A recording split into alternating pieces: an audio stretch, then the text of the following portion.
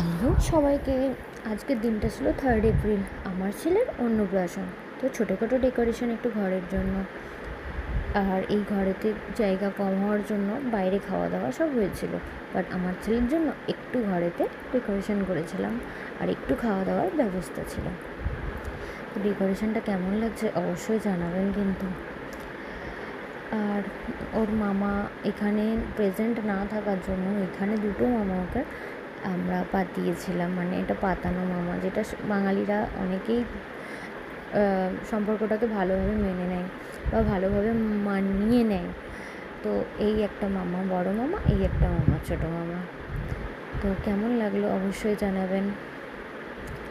আমরা তো খুব মজা করেছি, আর আমার ছেলে হতভম্ব হয়ে গেছিলো এত মানুষকে দেখে। আর ওর মামা ভিডিও কলে ছিল, রিয়েল মামা ভিডিও কলে ছিল। তো কেমন লাগলো সবাই কিন্তু অবশ্যই জানাবেন।